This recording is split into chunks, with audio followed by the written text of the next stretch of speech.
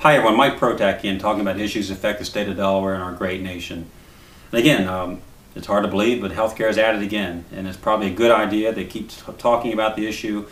So if and when we do provide a solution to this opportunity to do better, we do it the right way. From time to time you'll hear people talk about, why don't we just have Medicare for everyone? Now in theory that's probably not a bad idea. In reality I think it would be a blatant disaster. Not that we don't want to cover people or provide options, or not that I don't care, but let me establish some of the guidelines that Medicare has. You'll hear oftentimes that, well, geez, the administrative costs are so low with Medicare. And that's absolutely correct. Those people are telling you 100% the truth. Administrative requirements and money for administrative things in Medicare are quite low. But here's the flip side. Medicare gets about 1 billion claims a year. That's 1 billion. That's a lot. It's a lot of claims. And they review, folks, 5%. 5% of all claims are reviewed. So if you're reviewing only 1 in 20, literally 95% get paid without question. No matter what you throw in there, it's going to get paid. Now, that, of course, has a very low administrative burden. Private insurance, on the other hand, I would probably subscribe to the theory. They probably review everything. In fact, on a personal level, I get FAA flight physicals every 6 months. And it used to be I always knew when my next one was due because it took me 6 months to settle with the insurance company. The headache of proving that my physical was a real requirement for my job, not something I did in my free time. And in fact, a few years ago I had to have some major sinus surgery, and it took me almost a year to prove to the insurance company I didn't have a nose job. So I understand what the burdens of insurance proof are. Medicare generally does not have that. Now what you have, unfortunately, when you don't review processes, you just make payments for 95%. The annual Medicare fraud bill is about $60 billion. Now $60 billion is a lot of money.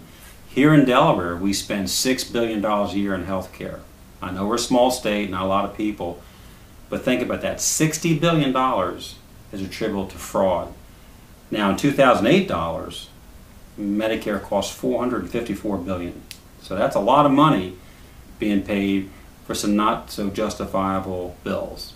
Now, so when people say, geez, the administration of Medicare is so cheap, that's why they pay everything and the fraud is unbelievable. So what you have to understand is Medicare has 1,700 pages of rules and regulations, which makes doctors incredibly constrained and stressed on how to deal with patients in a professional manner.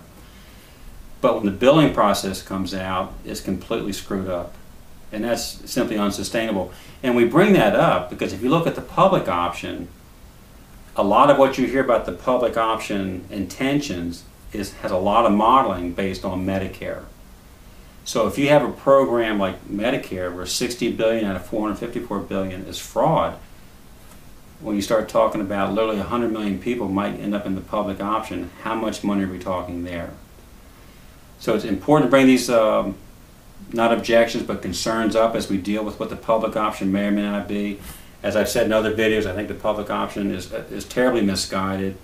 It doesn't solve any of the problems of health care. It essentially puts the government as the referee, the rule setter, and now a competitor for private industry. And essentially it can change the rules, it can subsidize its plans that private insurance can't. In the meantime, there's rampant fraud in one of the biggest programs, which is Medicare. So when you hear about the public option, you hear about, geez, we can reduce costs. And certainly this is not about the profits that insurance companies make. That's another issue we're going to talk about. And that is unconscionable, some of their conduct. I'm talking about the effectiveness of your tax dollars. And folks, taxes are going to have to go up to pay for the public option. Don't assume Medicare, which has been around for 44 years, has the answer to deal with your problems in an efficient manner. Their efficiency is simply we just don't monitor the payments. 95% go approved without any concern, and you result in $60 billion, which again is 10 times what we spend here in healthcare in Delaware.